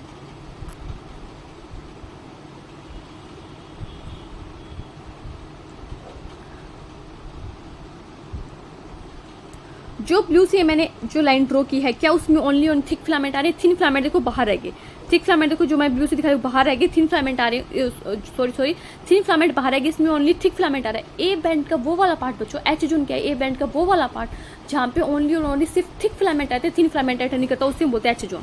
This is H zone, this is H zone. A band के अंदर वाला वो वाला पार्ट जिसके अंदर मोटे वाली फिलामेंट आ रही है ओनली की ओनली, थिन फिलामेंट एंटर नहीं करे, this is H zone, this is H zone. कोई डाउट है? No ma'am. अब बच गया बच्चों आई बैंड। आई बैंड क्या होता है समझो, मैं इसको उठा रही हूँ इससे, ये मेरी जेट लाइन है, ये मेरी जेट लाइन है। यहाँ तक तो बच्चों जो मैंने ये जो मैंने ग्रीन से मार्क किया ये तो क्या गया बच्चों मेरा ए बैंड। तो ए बैंड के बीच में जो थिन फिलामेंट बच जाता है, ए बैंड के बीच में जो ये थिन फिलामेंट बच जाता है ये बनाता है बच्चों आई बैंड। अब आई बैंड बेचारा सोचता तो है कि मेरा तो थिन फिलामेंट ए बैंड के अंदर जा रहा है, बट वो सोचता ही है, वो कुछ बोल नहीं सकता क्योंकि उसकी औकात नहीं है कि वो थिक फिलामेंट का भी बोले। तो वो चुपचाप इतने वाला पार्ट सिर्फ थिन फिलामेंट का आई बैंड बन जाता है जो ए बैंड के अंदर नहीं है। तो ये है बच्चों मेरा क्या आई बैंड। अब मैं सब कुछ इरेज करके आपसे ये पूछना चाहूंगी कि क्या आ रहा है सार्कोमीर की डेफिनेशन। मैंने क्या बताया, दो सक्सेसिव जेड लाइन के बीच की जो डिस्टेंस है वो सार्कोमीर है। क्या मैंने ये जो सार्कोमीर मार्क किया ये सही किया है? ये मेरी जेड लाइन है, ये मेरी जेड लाइन और ये मेरी जेड लाइन, क्या इनके बीच की डिस्टेंस मैंने सही मार्क किया? ये सार्कोमीर है, यस और नो? क्या ये इस जेड लाइन और इस जेड लाइन के बीच की डिस्टेंस सार्कोमीर है, यस या नो? क्या इस जेड लाइन और इस जेड लाइन के बीच की डिस्टेंस सार्कोमीर है, यस या नो? आंसर आएगा yes ma'am, this is sarcomere. तो एक सार्कोमियर के अंदर क्या है आप मुझे बताएंगे? ये पूरा का पूरा बच्चों आई बैंड है, पूरा का पूरा आई बैंड है। तो इस आई बैंड का आधा वाला पार्ट इधर आ गया और इस आई बैंड का आधा वाला पार्ट इधर आ गया। यस और नो? Yes ma'am. तो एक सार्कोमियर के अंदर हाफ ऑफ आई बैंड आता है, पूरा कंप्लीट का कंप्लीट ए बैंड आ जाता है। और दूसरे जो ये आई बैंड है उसका भी हाफ वाला पार्ट आता है। हाफ इधर चला गया बच्चों, हाफ दूसरे सार्कोमियर में चला जाता है। सेम इधर होगा, हाफ इधर चला जाएगा, हाफ दूसरे वाले सार्कोमियर में चला जाएगा। तो मैं लिख सकती हूँ क्या? आपको डायग्राम देखिए समझ में आया क्या कि जो मेरा सार्कोमियर है, जो मेरी फंक्शनल यूनिट है मेरे मसल कॉन्ट्रैक्शन के, मेरे मसल की, उसमें हाफ आई बैंड आता है, पूरा का पूरा ए बैंड आता है और हाफ आई बैंड आता है। पूरा का पूरा ए बैंड आता है, पूरा का पूरा ए बैंड आता है और हाफ आई बैंड आता है। क्या इसको मैं सार्कोमियर बोल सकती हूँ? Yes ma'am, this is sarcomere. I hope आपको सार्कोमियर समझ में आ गया होगा। तो डार्क बैंड और लाइट बैंड के पैरेलली अरेंज होने की वजह से, देखो ये जो डायग्राम मैंने बनाई, इसमें डार्क बैंड और लाइट बैंड के पैरेलली अरेंज होने की वजह से क्या होता है बच्चों? हमें मसल्स पे स्ट्राइशंस दिखते हैं। समझ में आ गई बात? ओके मैम, यहाँ पे तो मेरी बात खत्म। उसके बाद में क्या आएगा बच्चों? यहाँ पे हमने ये पढ़ लिया। फिर बात आती है किसकी? उसके बाद नेक्स्ट टॉपिक आता है बच्चों हमारा, उसके बाद में हमारा नेक्स्ट टॉपिक आता है बच्चों क्या? Structure of contractile protein. एनसाइड का टॉपिक है स्ट्रक्चर ऑफ कॉन्टैक्टाइल प्रोटीन, कि जो हमारी कॉन्टैक्टाइल प्रोटीन है उनका स्ट्रक्चर क्या है? Structure of contractile protein. देखो बच्चों, कॉन्टैक्टाइल प्रोटीन दो होती है, एक होती है एक्टिन जो कॉन्टैक्ट कर सकती है, जो प्रोटीन कॉन्टैक्ट करने में हेल्प करेगी, जो प्रोटीन कॉन्टैक्ट कर सकती है उन्हें बोलते हैं कॉन्टैक्टाइल प्रोटीन, एक्टिन और मायोसिन। जो प्रोटीन में कॉन्टैक्ट करने में हेल्प करेगी उन्हें बोलेंगे एक्टिन और मायोसिन। एक होती है बच्चों रेगुलेटरी प्रोटीन, आप इसको नोट कर लेंगे एनसीईआरटी में, रेगुलेटरी प्रोटीन। ये होती है दो रेगुलेटरी प्रोटीन, ये होती है दो बच्चों, ट्रोपोनिन और ट्रोपोमायोसिन। ट्रोपोनिन जो 3 सब यूनिट से मिलकर बनाता है, इसको भी नोट करेंगे, 3 सब यूनिट से मिलकर बनाता है। कौन कौन सी सब यूनिट है उसको एक बार छोड़ सकते हो, बट ये ध्यान रखो कि इसकी 3 सब यूनिट होती है। ऐसे एक ट्राइमेरिक प्रोटीन होती है, 3 सब यूनिट होती है। इसकी एक सब यूनिट जुड़ती है बच्चों कैल्शियम से, तो इसे बोलते थे टीपीसी। अगर लिखना चाहते तो लिख लो। एक सब यूनिट जुड़ती है बच्चों ट्रोपोमायोसिन से, तो इसे बोलते हैं टीपीटी। टीपीटी जो है वो सब यूनिट किससे जुड़ी? ट्रोपोमायोसिन से। एक होती है बच्चों टीपीआई। ये जो सब यूनिट है बच्चों, अगर नेक्स्ट पेज पे आपको बना के दिखाऊं, ये जो टीपीआई वाली सब यूनिट है बच्चों, ये क्या करती है? एक्टिन की जो एक्टिव साइट है, एक्टिन की एक्टिव साइट होगी, मतलब एक्टिन की एक्टिव साइट मतलब वो वाली साइट जहाँ पे क्या जुड़ेगा? मायोसिन आके जुड़ेगा, उसे इनहिबिट करके, आई का मतलब इनहिबिट करना, उसको ढक के रखते हैं, उन्हें इनहिबिट करके रखते। तो मैं बोल सकती हूँ कि कहीं ना कहीं जो मेरी टीपीआई है वो किससे जुड़ेगी? एक्टिन से जुड़ेगी। एक्टिन पे भी कहाँ से जुड़ेगी बच्चों? एक्टिन की एक्टिव साइट से जुड़ेगी। एक्टिव साइट का मतलब हो गया वो वाली साइट जहाँ पे मायोसिन आके बाइंड करेगी। एक्टिव साइट का मतलब क्या हो गया? वो वाली साइट जहाँ पे आके मायोसिन बाइंड करेगी। तो उसको क्या करती है? ढक के रखती है, इनहिबिट करती है उस साइट को कि मायोसिन जुड़ ना पाए। ठीक है, तो ये होगी इसकी 3 सब यूनिट किसकी? ट्रोपोनिन की। अब देखो कॉन्टैक्टाइल प्रोटीन समझते हैं। सबसे पहले बच्चों एक्टिन, फर्स्ट इज एक्टिन। क्या हम एक्टिन के ब्रैकेट में लिख सकती हूँ? थिन फिलामेंट बनाता है, लिख सकती हूँ? नहीं लिख सकती? यस मैम, ऑब्वियसली लिख सकती हूँ। एक्टिन जो है बच्चों 2 एफ एक्टिन की चेन से मिलकर बनाता है, 2 एफ एक्टिन की चेन होती है और एक दूसरे के ऊपर हेलिकली अरेंज होती है, हेलिकली अरेंज होती है एक दूसरे के ऊपर। अब बच्चों जो मेरा एफ एक्टिन है, बच्चों, एफ एक्टिन को बोलूँगी मैं फिलामेंटस एक्टिन। क्या बोलूँगी बच्चों? Filamentous actin. एफ एक्टिन की फुल फॉर्म क्या? फिलामेंटस। एफ एक्टिन क्या बच्चों? पॉलीमर है, दिस इज पॉलीमर। क्या आप समझते हो पॉलीमर क्या होता है? पॉलीमर एक ऐसा हम बोल सकते हैं, एफ एक्टिन पॉलीमर है, मतलब क्या ये मोनोमर से मिलकर बना है। पॉलीमर एक ऐसी चीज होती है जो मोनोमर से मिलकर बनती है। आपने पढ़ा नाइलॉन 26, आपने एनसीईआरटी में पढ़ा होगा। आपने पॉलीथीन पढ़ा होगा, पॉलीथीन एथिन का पॉलीमर होता है, आपने केमिस्ट्री वाले चैप्टर में अच्छे से पढ़ा होगा। है आई थिंक वो चैप्टर हटा दिया क्या केमिस्ट्री में? पहले तो था ये चैप्टर, पॉलीमर वाला चैप्टर एनसीईआरटी में, नीट में आते थे केमिस्ट्री में से क्वेश्चन। पॉलीथीन एथिन का पॉलीमर है, नाइलॉन 26, नाइलॉन 66। यस, जानते हो तो पॉलीमर क्या था? मोनोमर। हम बायो में भी पढ़ते हैं बच्चों, बायो में भी पढ़ते हैं। जो हमारा प्रोटीन है दिस इज पॉलीमर, और किसका पॉलीमर है बच्चों? एमिनो एसिड का पॉलीमर है। यस सर नो बच्चों, जो हमारा डीएनए है वो पॉलीमर है। किसका पॉलीमर है मैम? न्यूक्लियोटाइड का पॉलीमर है, न्यूक्लियोटाइड्स का पॉलीमर है। यस और नो, मतलब मोनोमर से मिलकर मोनोमर जुड़ के अपना पॉलीमर बना लेते हैं। तो मैं बोल रही हूँ एफ एक्टिन पॉलीमर है तो मैम इसका मोनोमर भी तो होगा। एफ एक्टिन पॉलीमर है तो मैम इसका मोनोमर भी तो होगा। यस बच्चों, मोनोमर। एफ एक्टिन का मोनोमर होता है बच्चों G actin. What is G actin? Yes और no? Yes ma'am. What is a G actin? G actin की फुल फॉर्म होती है globular actin. Globular actin, yes ma'am. ये ग्लोब्यूलर एक्टिन आपस में अरेंज होके ऐसे ये अटैच होते हैं एक दूसरे से, ऐसे अलग अलग नहीं होते, अटैच होते हैं। तो मैं अटैच बनाने की कोशिश करती हूँ इनको। ऐसे अटैच होके दो एफेक्टिन की चेन बना लेते हैं। ठीक है, ऐसे अटैच होते हैं, क्या बनती है बच्चों, दो एफेक्टिन की चेन्स एक दूसरे पे हेलिकली ऐसे अरेंज होती है। This is F actin, this is F actin. Okay, और ये जो एक है गोला है वो है G actin. This is monomer and this is polymer. Yes और no? Yes ma'am. Any doubt? No ma'am. ये है बच्चों क्या, thin filament. But thin filament के ऊपर दो प्रोटीन और लगी होती है। एक होती है ट्रोपोमायोसिन, जो मैंने रेगुलेटरी प्रोटीन बताई, वो थिन फिलामेंट के साथ में अटैच होती है, वो एक्टिन के साथ में अटैच होती है। ट्रोपोमायोसिन कहते हैं बच्चों पूरी इसकी लेंथ में ऐसे अटैच होता है, पूरी जो इसकी हेलिकल की लेंथ होती है उसमें पूरा ऐसे क्या होता है, अटैच होता है। कौन? ट्रोपोमायोसिन। तो ये ट्रोपोमायोसिन जो पूरी इसकी लेंथ में अटैच होता है, कौन? ट्रोपोमायोसिन। और जो ट्रोपोनिन है बच्चों रेगुलर इंटरवल पे ऐसे लगा होता है, रेगुलर इंटरवल पे। इसकी क्या होती है, 3 सब यूनिट होते हैं। मैंने डायग्राम इतना मैं अच्छा नहीं बना पाई, पर मैं आपको बता देती हूँ। इसकी 3 सब यूनिट ऐसे अरेंज होती है बच्चों। एक तो इसकी जो एक्टिन की बाइंडिंग साइट है उसको मास्क करेगी, एक सब यूनिट इसकी ट्रोपोमाइसिन से जुड़ेगी, एक सब यूनिट से कैल्शियम से जुड़ेगी। मैं आपको ये डायग्राम दिखाना चाहती हूँ एनसीईआरटी से, जिससे आपको कोई डाउट ना हो। जिस बच्चे ने भी पहले वाली क्लास नहीं देखी, डायरेक्ट वो इस क्लास को देखा तो उससे रिलेट कर पाए, इसलिए मैं आपको ये डायग्राम दिखाना चाहती हूँ। देखो, अगर आप इसको ध्यान से देखोगे, ध्यान से इसको ऑब्जर्व करोगे बच्चों, तो देखो ये जो गोला बनाई, ये तो किससे जुड़ रहा है, ट्रोपोमाइसिन से जुड़ रहा है। ये जो एनसीईआरटी ने गोला बनाई, ये किससे जुड़ रहा है, एक्टिन से जुड़ रहा है। और ये जो गोला बनाया बच्चों किससे जुड़ा है, कैल्शियम से जुड़ा है। तो 3 सब यूनिट है किसकी, ट्रोपोनिन की। और ये एनसीईआरटी में ये हेलिकली जो अरेंज है इसके ऊपर पूरी लेंथ में, ये कौन सी प्रोटीन है बच्चों, ट्रोपोमाइसिन। और ये एक जी एक्टिन है, ये एक जी एक्टिन है। और ये दोनों के एफेक्टिन, ये भी एफेक्टिन और ये भी एफेक्टिन, फिलामेंटस एक्टिन और जी एक्टिन। और ये पूरा एक्टिन फिलामेंट बन गया, थिन फिलामेंट बन गया, एक्टिन से मिलकर बनी हुई प्रोटीन। ओके मैम, नेक्स्ट देखते हैं। अब बात ये बच्चों किसकी, मायोसिन की। कॉन्ट्रैक्टाइल प्रोटीन समझ लीजिए, ट्रोपोनिन है, ट्रोपोमाइसिन है, और क्या मैम, एक्टिन है। एफेक्टिन के 2 चेन है जो एक दूसरे पे हेलिकली अरेंज हुई है। एफेक्टिन की फुल फॉर्म होगी फिलामेंटस एक्टिन। मैम ये पॉलीमर है, और इसका मोनोमर क्या मैम, जी एक्टिन। जी एक्टिन मतलब ग्लोबुलर एक्टिन। और ट्रोपोनिन रेगुलर इंटरवल में है, 3 सब यूनिट है। एक कैल्शियम को बाइंड करेगी, एक क्या करेगी, ट्रोपोमाइसिन से जुड़ेगी, और एक जो सब यूनिट है मैम ट्रोपोनिन की, वो क्या करेगी मैम, एक्टिन से जुड़ेगी। एक्टिन पे भी कहाँ पे मैम, एक्टिन की जो एक्टिव साइट है, एक्टिव साइट मीन्स वो वाली साइट जहाँ पे मायोसिन को अटैच करना है, उस साइट को इनहिबिट करके रखेगी, उसे ढक के रखेगी। ओके मैम, और जब इसको हटा देंगे इस ढक्कन को हम, तब क्या होगी बच्चों, हमारी कॉन्ट्रैक्शन की प्रोसेस है वो कैसे होगी हम समझेंगे। ठीक है, अब बढ़ते हैं मायोसिन को। मैं मायोसिन के ब्रैकेट में मैं क्या थिक फिलामेंट लिखूँ, तो किसी को कोई डाउट होगा क्या, कोई ऑब्जेक्शन उठाएगा कि मैम आपने मायोसिन के ब्रैकेट में थिक फिलामेंट क्यों लिखा। क्योंकि मैंने आपको ये बता दिया बच्चों, क्योंकि जो मायोसिन है वो किस में मिलता है, थिक फिलामेंट में मिलता है। तो आई होप आपको कोई डाउट नहीं चाहिए बच्चों। जो मैंने बोला मायोसिन, तो मायोसिन भी एक पॉलीमर है। Yes ma'am, myosin is a polymer.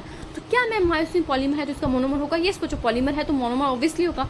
तो मैम क्या होता है इसका मोनोमर होता है मायोसिन का मीरोमायोसिन। जैसे एफेक्टिन पॉलीमर था वो मिलकर बना हुआ था जी एक्टिन से, वैसे ही मायोसिन जो है वो मिलकर बना हुआ है मीरोमायोसिन से, मीरोमायोसिन। अब हम पढ़ेंगे बच्चों इस मीरोमायोसिन की स्ट्रक्चर। Yes, let's study. अब क्या देखते हैं मीरोमायोसिन की स्ट्रक्चर। मीरोमायोसिन की दो पार्ट होते हैं। एक तो होता है मीरोमायोसिन जो है बच्चों, जो मीरोमायोसिन है, मीरोमायोसिन इसके 2 पार्ट होते हैं।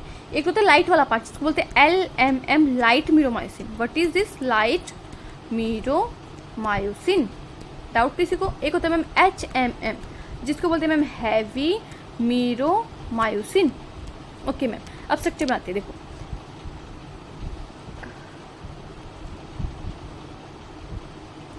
ओ गॉड,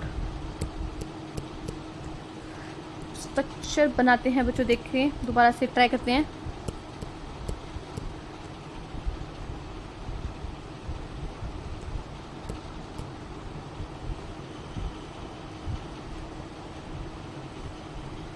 ये देखो, यस बच्चों, ये है बच्चों मेरा पूरा का पूरा meromyosin. This is meromyosin.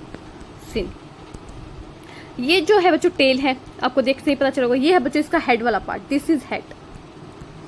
Head और टेल के बीच में थोड़ा सा एंगल पे पार्ट होता है। इंसान ने बोला ये एंगल पे थोड़ा सा उठा हुआ होता है, इसे बोलते हैं बच्चों शॉर्ट आर्म। क्या बोलते हैं बच्चों, शॉर्ट आर्म। शॉर्ट आर्म और हेड मिलकर बनाते हैं बच्चों मेरा हैवी मीरोमायोसिन। और में टेल होता है बच्चों लाइट मीरोमायोसिन। टेल आएगा बच्चों लाइट में, हैवी मतलब वेट ज़्यादा होगा। हेड में इसको दिख रहा है वेट ज़्यादा होगा, टेल में कम होगा। तो टेल ने बना लिया लाइट मीरोमायोसिन, वहीं पे हेड और शॉर्ट आर्म ने मिलकर बना लिया बच्चों मेरा हैवी मीरोमायोसिन। बच्चों जो मेरा हेड है उसके पास में 3 चीज़ होती है। हेड का जो ऊपर वाला पार्ट है बच्चों, ये किससे बाइंड करेगा बच्चों, एक्टिन से बाइंड करेगा। तो ये है एक्टिन बाइंडिंग साइट। अब ये एनसीईआरटी में ध्यान रखना, ऊपर एक्टिन बाइंडिंग साइट दी है। जब पेपर में आता है ना वो क्वेश्चन लेबलिंग करने के लिए, तो उसमें पता होना चाहिए एक्टिन को ऊपर दिया, ATP को नीचे दिया, नहीं तो वहीं पे गलती हो जाती है। यहाँ पे A मार्क करके देगा, पूछेगा ABCD को मार्क करो। ये है एक्टिन बाइंडिंग साइट। साइड में एनसीईआरटी ने बच्चों बनाया एटीपी बाइंडिंग साइट। क्या बनी है बच्चों? ATP binding site. यहाँ पे एटीपी अटैच होगी। वहीं पे बच्चों इस हेड के पास में होती है हाइड्रोलाइज करने की प्रॉपर्टी। हाइड्रोलाइज करने की प्रॉपर्टी किसको हाइड्रोलाइज करता है बच्चों? एटीपी को। तो यानी एटीपी है इस प्रॉपर्टी भी इसके पास में। तो मैं बोल सकती हूँ जो मेरा हेड है उसके पास में 3 प्रॉपर्टी है, मतलब 3 काम कर सकते हैं। ये एक्टिन को जोड़ सकते हैं तो इसके पास में एक्टिन को बाइंड करने की साइट है। मैम ये एटीपी को बाइंड कर सकते हैं तो इसके पास में एटीपी को बाइंड करने की साइट है। मैम इसके पास एटीपी प्रॉपर्टी है, ये एटीपी को तोड़ भी सकता है। कैसे मैम? कैसे तोड़ेगा? एटीपी कैसे टूटती है बच्चों? एडीपी में टूटेगी और इनऑर्गेनिक फॉस्फेट में टूटेगी। और इससे जब ये टूटता है तो यहाँ पे क्या रिलीज होती है बच्चों? एनर्जी रिलीज होती है, जिसका यूज करेंगे हम किसमें? मसल कॉन्ट्रैक्शन करने में। मसल को कॉन्ट्रैक्ट करने में क्या करेंगे बच्चों? हम इस एनर्जी का यूज करेंगे। मैं ये डायग्राम आपको एनसीईआरटी से दिखाना चाहूंगी एक बार। Let's show it. कहाँ गया? ये नहीं, ये रहा। क्या ये डायग्राम आपके पेपर में आ जाए तो आप इसको लेबलिंग करने के लिए तैयार हो? क्या यहाँ पे जो एग्जामिनर ए लगा के दे तो आप बोल सकते हो ये एक्टिन बाइंडिंग साइट है? क्या यहाँ पे बी लगा के दे तो आप इसको पहचान सकते हो ये एटीपी बाइंडिंग साइट है?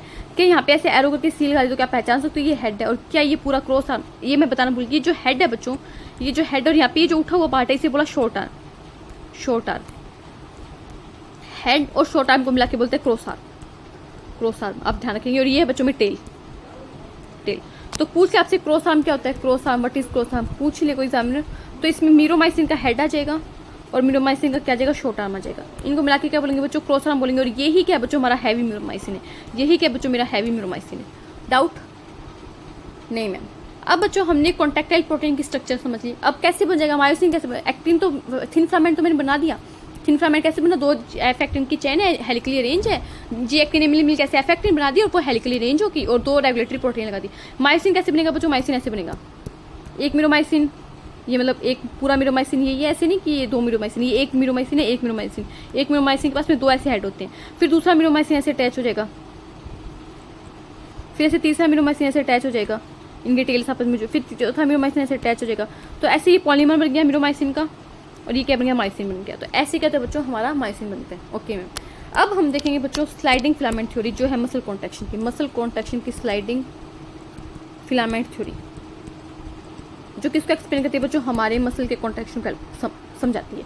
कैसी होती है स्लाइडिंग फिलामेंट थ्योरी बच्चों? एक फिलामेंट दूसरे फिलामेंट के ऊपर स्लाइड कर, थिन फिलामेंट स्लाइड करेगा। खुद ही बताओ बच्चों, एक मोटा आदमी एक पतले आदमी को, तो किसको स्लाइड करवाना आसान है? मोटे को कराना आसान है या पतले को? तो ऑब्वियसली मैं पतले को स्लाइड करवाना आसान होगा। तो थिन फिलामेंट स्लाइड करता है किसके ऊपर बच्चों? थिक फिलामेंट के ऊपर। Thin filament slide over the thick filament. Thick filament के ऊपर स्लाइड करेगा बच्चों कौन? मेरा थिन फिलामेंट। और ये है बच्चों मेरी स्लाइडिंग फिलामेंट थ्योरी जो बेस्ट एक्सप्लेन करती है बच्चों किसको? मेरे मसल कॉन्ट्रैक्शन को। अब मैं आपको बताऊंगी कैसे होती है थ्योरी। देखो इनिशिएट कैसे होती है बच्चों? हमारे पास में एक सेंट्रल नर्वस सिस्टम सीएनएस, ये इससे नेक्स्ट चैप्टर जो का वो न्यूरॉन वाला होगा उसमें अच्छे से पढ़ेंगे हम किसको? Central nervous system. जो बच्चों मेरा सेंट्रल नर्वस सिस्टम है इसके 2 टाइप के न्यूरॉन होते हैं। 2 टाइप के न्यूरॉन होते हैं, अभी समझ लो। मेरे ऑर्गन से मेरे सीएनएस तक जो मैसेज लेके जाएगा न्यूरॉन, जो मैसेज लेके जाएगा मेरे ऑर्गन से सीएनएस तक, उसे तो बोलेंगे सेंसरी न्यूरॉन। Sensory neuron. वहीं से मेरे सीएनएस से मेरे ऑर्गन तक जो इन्फॉर्मेशन लेके आएगा, जो मैसेज लेके आएगा बच्चों, उस न्यूरॉन को मैं बोलूंगी मोटर न्यूरॉन। Motor neuron. यहाँ पे कोई मेरा ऑर्गन आ सकता है, मेरे कोई सेल आ सकते हैं, मतलब सीएनएस से इन्फॉर्मेशन आएगी मेरे ऑर्गन के पास में चाहे मेरे सेल के पास में। वहीं से मेरे ऑर्गन या मेरे सेल से सीएनएस के पास जो इन्फॉर्मेशन जाएगी वो सेंसरी न्यूरॉन होगा। तो उसको लेके जाने का काम कौन करेगा? ऑर्गन से सीएनएस तक सेंसरी न्यूरॉन और सीएनएस से ऑर्गन तक कौन लेके आएगा बच्चों? वापिस से मोटर न्यूरॉन। 2 बात ध्यान रखनी है। तो क्या होता है बच्चों? ये है मेरा muscle fibre. This is muscle fibre. हम पढ़ रहे हैं मसल कॉन्ट्रैक्शन कैसे होता है, sliding filament theory. Muscle fibre को क्या मैं मसल सेल बोलूँगी तो किसी को बुरा लगेगा? एवरीवन, किसी को बुरा लग रहा है मैं मसल फाइबर को मसल सेल बोल रही हूँ तो बुरा लग रहा है? यस और नो? No ma'am. क्यों लगेगा? मसल फाइबर मसल सेल एक ही चीज़ है मैम। मैंने यहाँ पे एक न्यूरॉन बनाया। न्यूरॉन की स्ट्रक्चर बनाई मैम। ये सीएनएस से इन्फॉर्मेशन लेके आया तो इस न्यूरॉन को मैं मोटर न्यूरॉन बोल दूँ? क्या किसी को बुरा लग रहा है? मैं इसको मोटर न्यूरॉन बोल रही हूँ, किसी को बुरा लग रहा है? गलत बात लग रही है? No ma'am. सीएनएस से इन्फॉर्मेशन लेके आ रहा है ये मेरी मसल फाइबर तक, तो मोटर न्यूरॉन है। Yes ma'am. किसी को कोई बुरा नहीं लगा। तो मसल कॉन्ट्रैक्शन कैसे इनिशिएट होता है बच्चों? मसल मोटर न्यूरॉन और मेरे मसल फाइबर को मिला के हम बोलते हैं मोटर यूनिट। इन दोनों को मिला के बच्चों मैं क्या बोलूँगी? Motor unit. Motor unit. तो अगर आपसे पूछे मोटर यूनिट क्या है तो motor neuron along with the muscle fibre is called the motor unit. और मेरे मसल फाइबर की जो मेरी प्लाज्मा मेम्ब्रेन, इसको क्या मैं सार्कोलेमा बोल दूँ? किसी को बुरा लग रहा है? गलत बात लग रही है किसी को कि मैंने मेरे मसल फाइबर की प्लाज्मा मेम्ब्रेन को सार्कोलेमा बोला? नहीं मैम। तो मेरे मोटर न्यूरॉन और मेरे मसल फाइबर के बीच के जो जंक्शन है, बिटवीन द जंक्शन, किसके बीच का जंक्शन? मोटर न्यूरॉन और मेरे मसल फाइबर के बीच का जंक्शन है, उसको बोलते हैं बच्चों NMJ, या फिर बोलते हैं बच्चों मोटर एंड प्लेट। मोटर, इसको मैं एक बार इरेज करती हूँ, इसको ये पता ही है, मैं मोटर एंड प्लेट दो नाम है बच्चों। What is the NMJ? Full form बताओ बच्चों NMJ की। बट क्या है NMJ? Neuro muscular junction. Everyone doubt? किसी को बात कर सकी मैंने इसको न्यूरो मस्कुलर जंक्शन बोला तो? नहीं मैम। और इसको ये बोलते हैं बच्चों motor end plate. Yes ma'am, this is right, सही है बात। तो क्या होता है, डायग्राम बनाए वापस से। अब आपको न्यूरो मस्कुलर जंक्शन समझ में आ गया, मोटर यूनिट समझ में आ गई? Yes ma'am. तो मैंने बोला ये मसल फाइबर है। यस मैम, आप इसे मसल फाइबर बोलो। और क्या बोल सकती हूँ बच्चों, मैं इसे मसल सेल बोल सकती हूँ? Yes ma'am, we called muscle cell also. Ma'am ये मैंने न्यूरॉन बनाया, कौन सा न्यूरॉन बनाया बच्चों? Understood? Yes ma'am, motor neuron बनाया। मैंने इसे मोटर न्यूरॉन क्यों बोला बच्चों? क्या मुझे बता सकते हो कि CNS से इन्फॉर्मेशन लेके मेरे मसल फाइबर तक आ रहा है? Yes ma'am. यहाँ पे ये मोटर न्यूरॉन क्या करता है बच्चों? न्यूरो मस्कुलर जंक्शन के अंदर क्या करता है, इस जंक्शन में यहाँ पे न्यूरो ट्रांसमीटर सीक्रेट करता है। क्या सीक्रेट करता है? Neuro transmitter. और ये न्यूरो ट्रांसमीटर होता है ACH। What is ACH? ACH होता है एसिटाइल कोलिन। स्केलेटल मसल के केस में, स्केलेटल जो मसल है मेरी, स्केलेटल मसल जो है मेरी, उसके केस में मेरा न्यूरो ट्रांसमीटर फिक्स होता है। क्या होता है बच्चों? ACH की फुल फॉर्म एसिटाइल कोलिन। ध्यान रखेंगे सब बच्चे, नोट कर लेंगे। एसिटाइल कोलिन जो बच्चों मेरा न्यूरो ट्रांसमीटर वो मेरे स्केलेटल मसल के केस में फिक्स होता है। ये न्यूरो ट्रांसमीटर है। न्यूरो ट्रांसमीटर बच्चों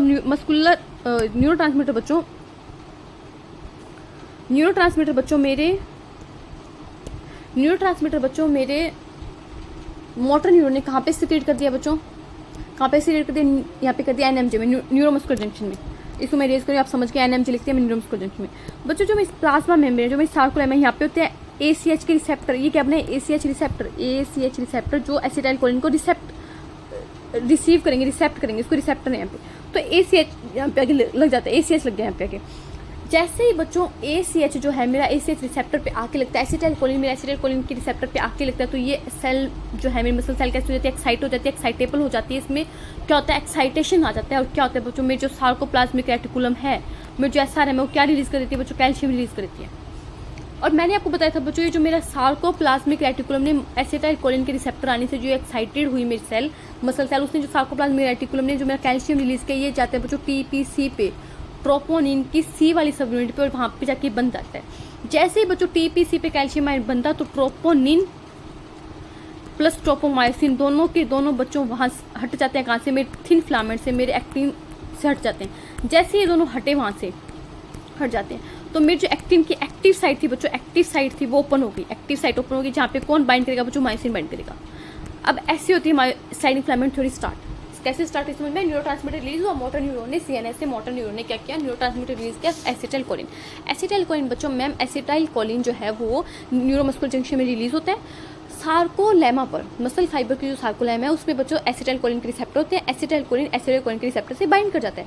जैसे ही बच्चों सार्कोलेमा पर एसिटाइल कोलिन के रिसेप्टर से एसिटाइल कोलिन बाइंड करते हैं, मेरी मसल सेल एक्साइटेबल हो जाती है, और वहाँ पे क्या होता है बच्चों? सार्कोप्लाज्मिक रेटिकुलम कैल्शियम रिलीज करती है। कैल्शियम जैसे ही बच्चों में सार्कोप्लाज्मा में आएगा, मसल सेल के सार्कोप्लाज्मा में जैसे भी कैल्शियम आएगा, ये कैल्शियम बच्चों में ट्रोपोनिन की सब यूनिट से, TPC सब यूनिट से लग जाता है।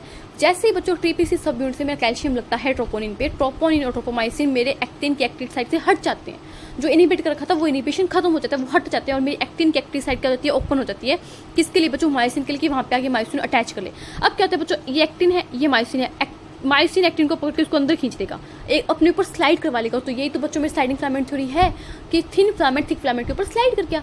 Obviously ma'am, this is sliding filament theory. अब स्लाइड कैसे होता है देखो, मैंने बताया बच्चों, जो मेरा मायोसिन है, मेरे मायोसिन के हेड के पास में ATP को बाइंड करने की प्रॉपर्टी है। ATP बाइंड करने की प्रॉपर्टी, साथ ही साथ में बच्चों ATPase प्रॉपर्टी भी है। कि क्या होता है बच्चों? यहाँ पे क्या ATPase प्रॉपर्टी भी है कि ये ATP को तोड़ सकता है और क्या कर सकता है? एनर्जी रिलीज करवा सकता है ADP प्लस इनऑर्गेनिक फॉस्फेट में। यस मैम, जैसे ही क्या होता है बच्चों? कैल्शियम रिलीज होता है, ट्रोपोनिन ट्रोपोमाइसिन हटते हैं, एक्टिव साइट ओपन होती है एक्टिन की। मायोसिन का हेड क्या करता है बच्चों? ATP को लेता है, उसको ADP प्लस इनऑर्गेनिक फॉस्फेट में तोड़ता है, और क्या करता है? एनर्जी आ जाती है। और क्या करता है? मायोसिन जो है मेरा जो मायोसिन है, एक्टिन के साथ में क्या करता है? उसको बाइंड कर लेता है, और यहाँ पे क्या बनाता है? क्रॉस आर्म बना लेते हैं, क्रॉस ब्रिज। तो मतलब कि क्या, ये जो मेरा थिक फिलामेंट है, ये मेरा जो थिक फिलामेंट है, ऐसे करके थिक फिलामेंट है, और यहाँ पे थिन फिलामेंट है, थिक फिलामेंट के ऊपर जुड़ जाता है और यहाँ पे क्या बनाते हैं जो क्रॉस ब्रिज बना लेते हैं, क्रॉस ब्रिज बना लेते हैं। क्रॉस ब्रिज बन गया। क्रॉस ब्रिज के बनते जो नेक्स्ट स्टेप क्या होता है, ये जो थिक फिलामेंट है मेरा, ये थिन फिलामेंट को पकड़ के अंदर की तरफ हो जाता है। यहाँ पे रोटेशन होती है, थिक फिलामेंट रोटेट करता है, रोटेशन होती है, स्लाइडिंग होती है। यही तो बच्चों प्रोसेस है। इसने इसको पकड़ के खींच लिया। जैसे ही बच्चों मेरा एक्टिन जो मेरा थिन फिलामेंट है वो अंदर की तरफ खींचा, तो एक्टिन जो मेरा थिन फिलामेंट है वो किससे अटैच था बच्चों, वो जेड लाइन से अटैच था। तो जेड लाइन भी अंदर की तरफ खींचा, टू वर्ड हुआ, पुल हुआ कहाँ पे, अंदर की तरफ, toward the pull inward. तो जैसे मेरा जेड लाइन अंदर की तरफ खींचा तो मेरा सार्कोमीर छोटा हो गया, नहीं हो गया, सार्कोमीर की लाइन छोटी हो गया, नहीं होगी। यस मैम, सार्कोमीर की लाइन छोटी होगी। सार्कोमीर छोटा हो गया बच्चों मतलब मेरी मसल कॉन्टैक्ट हो गया। सार्कोमीर की लाइन छोटी होगी मतलब मसल कॉन्ट्रैक्शन हो गया, मसल कॉन्ट्रैक्शन। आपको क्या ध्यान रखना है, आपको ये ध्यान रखना है कि थिन फिलामेंट बच्चों, जो मेरा थिन फिलामेंट है वो स्लाइड किया किसके ऊपर, थिक फिलामेंट के ऊपर। थिन फिलामेंट ने स्लाइड किया किसके ऊपर, थिक फिलामेंट के ऊपर। तो बच्चों जो मेरा ए बैंड है उसकी लेंथ में कोई भी चेंज होती है, क्योंकि ए बैंड क्या था, मेरे थिक फिलामेंट की लंबाई, और थिक फिलामेंट की लंबाई में कोई भी चेंज आता तो मसल कॉन्ट्रैक्शन के टाइम में ए बैंड में कोई चेंज नहीं, आपको ध्यान रखना है। जो मेरा आई बैंड है बच्चों वो छोटा हो जाएगा, क्योंकि थिन फिलामेंट अंदर की तरफ खींचके तो मेरा आई बैंड छोटा हो जाएगा। जो मेरा एच जो है बच्चों वो छोटा हो जाएगा, क्योंकि उसका पर्सनल स्पेस कम हो गया ना थिक फिलामेंट का। जहाँ पे थिक फिलामेंट आई थी वही क्या था बच्चों, मेरा एच जोन था, तो ये अंदर की तरफ खींच गया तो पर्सनल स्पेस कम हो गया, तो ये भी छोटा हो जाएगा। और मैक्सिमम कॉन्ट्रैक्शन के टाइम में तो बच्चों क्या होता है, ये गायब ही हो जाता है। और सार्कोमियर की लेंथ पूछे तो क्या हो जाएगी, सार्कोमियर की लेंथ पूछे तो क्या हो जाएगी बच्चों, ये भी शॉर्टन हो जाएगी, ये भी छोटी हो जाएगी। वाइड कोई भी चीज़ नहीं होगी, एक बात ध्यान रखें, माइंड में सेट कर लो। मसल कॉन्ट्रैक्शन में ना ए बैंड वाइड तो कोई भी चीज़ नहीं होगी, लंबाई किसी की बढ़ेगी ही नहीं, या फिर तो कम होगी या फिर सेम रहेगी। सेम सिर्फ ए बैंड की रहेगी। मोटे वाले फिलामेंट हिला ही नहीं सकते हो यार, कैसे चेंज आएगा, खुद से समझो ना बच्चों, हिला ही नहीं सकते, कहाँ से चेंज आए, तो नो चेंज। आई बैंड छोटा हो रहा है मैम, एच जो मैम छोटा हो रहा है, मसल ज़्यादा मसल कॉन्टैक्ट होते हैं मैम डिसअपियर ही हो रहा है मैम, सार्कोमियर छोटा हो रहा है, A band ma'am no change. क्या क्लियर है? मैं आपको ये डायग्राम एक बार एनसीईआरटी से दिखाना चाहूँगी। यहाँ पे मेरा मसल कॉन्ट्रैक्शन खत्म होता है और बस मेरा एक रह गया क्या, red muscle fibre, white muscle fibre. फिर हो गया बच्चों हमारी चैप्टर कंप्लीट, मतलब मसल वाला चैप्टर कंप्लीट हो गया। मतलब यहाँ पे थ्योरी कंप्लीट होगी। फिर हम पढ़ेंगे क्या पढ़ेंगे बच्चों, स्केलेटल सिस्टम। देखो ये है बच्चों मेरा मायोसिन फिलामेंट, जिसको मोटा वाला फिलामेंट है। ये बच्चों में एक्टिन फिलामेंट, जो में थिन फिलामेंट है, पतले वाला फिलामेंट। पहले बच्चों यहाँ से स्टार्ट करो, यहाँ से ब्रेकिंग ऑफ क्रॉस ब्रिज, ये भी मैं समझा दूँ क्या। पहले यहाँ से देखो, जैसे ही बच्चों यहाँ पे एटीपी आई मेरे हेड के पास में, ये मेरा मोटे वाला फिलामेंट, ये थिक फिलामेंट है, और ये थिन फिलामेंट ऊपर एनसीईआरटी लिखा है, ये थिन फिलामेंट है। जैसे यहाँ पे हेड के पास में प्रॉपर्टी होती है, ये एटीपी यहाँ पे बाइंड हो गया। नेक्स्ट स्टेज में दिखा एटीपी बाइंड हो गया, एटीपी टूट गया, एटीपी टूटा, एडीपी प्लस इन हो गया फर्स्ट में। जैसे ही एटीपी टूटा यहाँ पे क्या मिल गई, उसको एनर्जी मिल गई। एनर्जी मिल के ही मायोसिन के हेड ने क्या कर लिया, एक्टिन को पकड़ लिया। यहाँ पे पकड़ा हुआ दिखा, यहाँ पे पकड़ा हुआ नहीं दिखा, यहाँ पे पकड़ा हुआ नहीं दिखा, यहाँ पे इसने पकड़ लिया और क्या बना लिया, क्रॉस ब्रिज बना लिया। और फिर बाद में जो देखो, पहले मायोसिन का हेड, मैं इसको साफ करूँ, पहले मायोसिन का हेड ऐसे था, पहले मायोसिन का हेड ऐसे, तो अब ये क्या हो गया बच्चों, रोटेट हो गया, ये घूम के ऐसे हो गया, रोटेट हो गया, और जो एक्टिन है वो अंदर की तरफ खिंच गया, और यहाँ पे एडीपी और इनऑर्गेनिक फॉस्फेट अलग हो गए, और ये क्या होता है बच्चों, स्लाइडिंग होता है, रोटेशन होता है। क्या इसमें कोई डाउट है? रोटेट किया मायोसिन के हेड ने, स्लाइड करवाया किसको, एक्टिन को। रोटेट कौन करेगा, मायोसिन का हेड करेगा, स्लाइड कौन करेगा, एक्टिन करेगा। तो ये स्लाइडिंग रोटेशन, इसको एक बात तो भी पावर स्ट्रोक बोलते हैं, इसको पावर स्ट्रोक, एकदम से झटका लगता है, पावर स्ट्रोक होता है, इसको पावर स्ट्रोक भी बोलते हैं, आप लिख सकते हो यहाँ पे, ठीक है। अब देखो बच्चों, अब देखो एक बार मसल कॉन्ट्रैक्शन हो गया इस बच्चों, जब वापस से रिलैक्सेशन होगा तो क्या होगा, रिलैक्सेशन होता है तो बच्चों क्या होता है कि जो एटीपी यहाँ पे बाइंड हुआ था वो हट जाएगा, एडीपी इनऑर्गेनिक फॉस्फेट हट गए बच्चों मेरे। फिर क्या था बच्चों, जो मेरी जेट लाइन थी जो पास में थी वो वापस अपनी रियल पोजीशन में चली गई। सार्कोप्लाज्मिक रेटिकुलम जो कैल्शियम आयन रिलीज की थी वो वापस सार्कोप्लाज्मिक रेटिकुलम के अंदर चले जाएंगे, ये बात होती है। और बच्चों एक बात एनसीईआरटी ने लिखी हुई है कि जो एटीपी है ना बच्चों, वो मेरे क्रॉस ब्रिज के तोड़ने के लिए जिम्मेदार है। कैसे? देखो बच्चों यहाँ पे क्या हुआ, रोटेशन हुआ, मायोसिन का हेड और एक्टिन फिलामेंट अंदर किया, मसल कॉन्ट्रैक्शन हो गया। जब मेरे मसल को दोबारा से मायोसिन के हेड को दोबारा से एटीपी मिलेगा तो ये मसल पहले तो जो यहाँ पे क्रॉस ब्रिज बना तो पहले वो टूटेगा, क्योंकि एक बार कॉन्ट्रैक्शन हो चुकी है। अगर मेरे हेड को वापस से मेरे एक्टिन को पकड़ के अंदर खींचना है, इसको रोटेशन करना है मायोसिन के हेड को, एक्टिन को स्लाइड करवाना है, तो वापस इसको एटीपी को हाइड्रोलाइज करना पड़ेगा और वापस इसको एनर्जी लेनी पड़ेगी, तब क्रॉस ब्रिज बनेगा। तो जैसे ही नया एटीपी आता है तो पहले जो क्रॉस ब्रिज बना हुआ है वो टूट जाता है, और फिर एटीपी को बाइंड करता है पहले मायोसिन का हेड अपने ऊपर, फिर उसको तोड़ता है, फिर उसके पास में एनर्जी आती है, फिर वापस मायोसिन के हेड को बाइंड सॉरी एक्टिन को जोड़ता है और क्रॉस ब्रिज बनाता है। तो एनसीईआरटी ने एक लाइन लिखी हुई है, मैं आपको दिखा देती हूँ।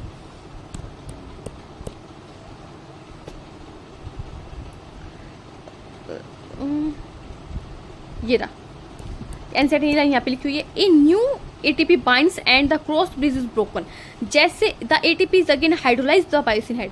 ये पहले रिलैक्स स्टेट में चला गया, यहाँ पे ये बात होगी, जैसे ही नई एटीपी आएगी बच्चों, जो मेरा क्रॉस ब्रिज पहले बना वो टूटेगा।